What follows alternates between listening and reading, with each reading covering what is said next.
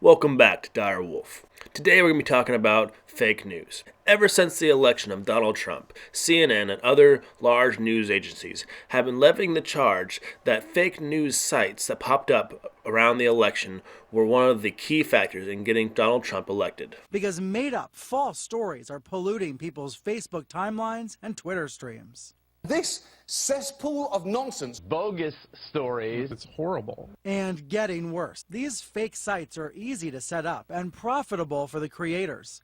Every time we click and share, they make more money. They have these, I think, social, societal duties to help us not be faked out all the time.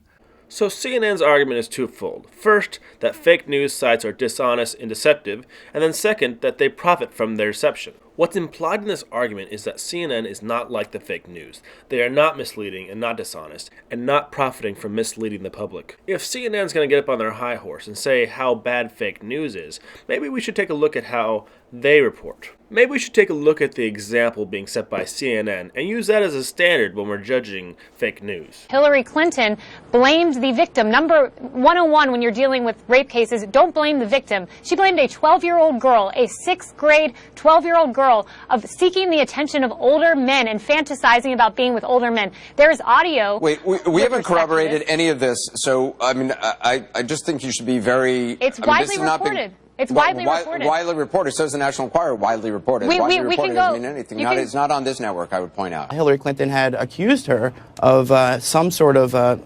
culpability in her own attack. Clinton wrote of the victim, "I have been informed that the complainant is emotionally unstable with a tendency to seek out older men and engage in fantasizing."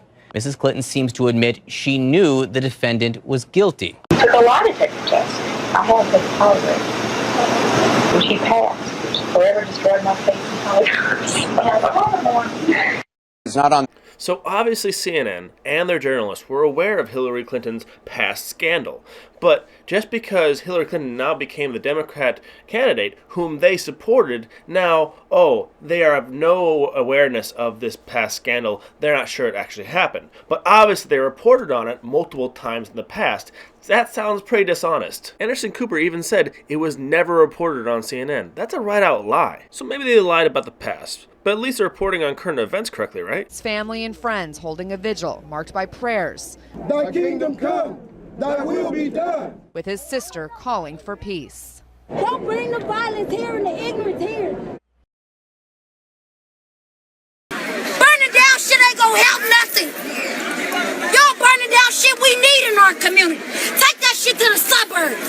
Burn that shit down. We need our shit. If you're not familiar with the story, on 13 August 16, Civil Smith, a 23-year-old young black man, was shot dead by a black cop while running from a traffic stop with a firearm in his hand. Biased reporting at the time made Civil Smith seem like an innocent victim and the cop seem like a murderer. This most likely contributed to the animus that led to what is known as the Milwaukee 2016 riots. For the next several nights, predominantly black men and women, and predominantly not from the local area, poured into the streets and burned businesses, attacked people, and destroyed public property. I'd love to rant to you guys about how angry I am that people thought that it was okay to destroy other people's private property because they're angry about something that never happened in the first place. But the point of this clip was that CNN deceptively edited the footage to make it sound like the sister of Civil was trying to ask for peace when in fact she was asking for more violence just on other people. So far I've given you an example of CNN lying and also doing deceptive editing. And that's not the only example of them deceptively editing. They've shamelessly taken many people out of context, including several times Trump's spokeswoman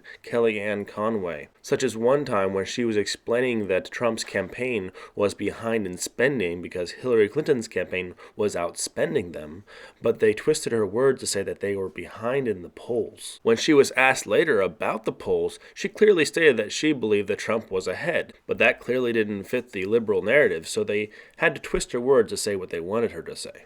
In addition to all that, the WikiLeaks emails revealed a very unethical relationship between several of the commentators in the big media companies and the Hillary Clinton campaign. CNN was forced to fire their commentator, Donna Brazile, after it was revealed that she was offering Hillary Clinton the questions prior to an interview. Several emails showed very clear collusion between Donna Brazile, CNN, and the Hillary Clinton campaign. And here's a great clip from Katrina Pearson telling off CNN for some of their own dishonesty. Let me give you a couple of examples, Brian, because we didn't see coverage on CNN wall to wall recently when the administration came out and said they wanted to add biometrics to the vetting process for refugees, because guess what?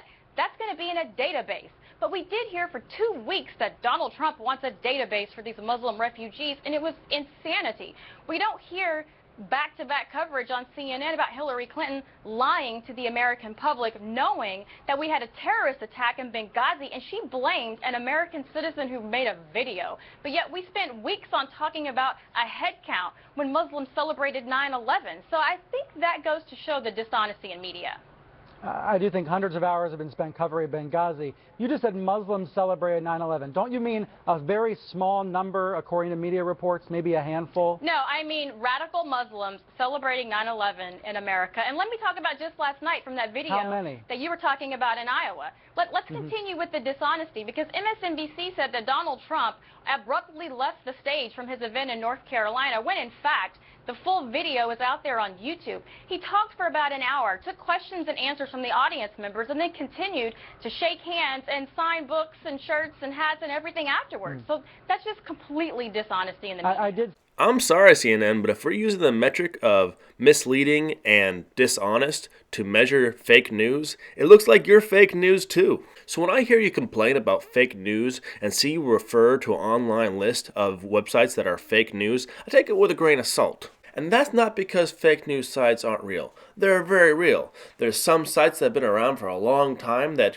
create content that is completely false and is just there to get you to click. There's other sites that are satire, that are there for comedy. And then there's a third type of site that's there for political gain. Like this election cycle, there's been a whole bunch of websites that were created within just a year just to support the campaigns. And they're on both sides, which makes it ridiculous for CNN and the big media companies to complain about it swaying the election, because people on their sides have engaged in the same fake news production. So on one hand, it's hypocritical for them to complain about pro-Trump fake news because they have their own pro-Hillary fake news, and on the other hand, it's also hypocritical because they themselves are also fake news. And when you take into account that those lists of fake news websites often include Breitbart, The Drudge Report, and InfoWars, which are far right-wing news sources that have been both biased and incorrect, but so has CNN. While at the same time, they've reported on stories that CNN would refuse to report on that ended up being true. So CNN, you're fake news. How can you judge other fake news?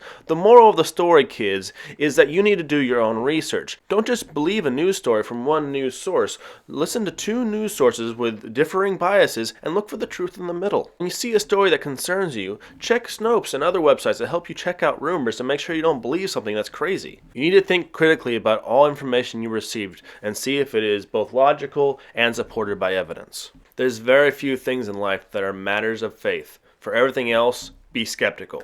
Direwolf, out. Oh yeah, two other things. First, welcome back, Bearing. I'm glad you're back and your channel's up and running. Second, if anyone sends me fan art of other skeptics or myself, I will post them as they come in at the end of my videos.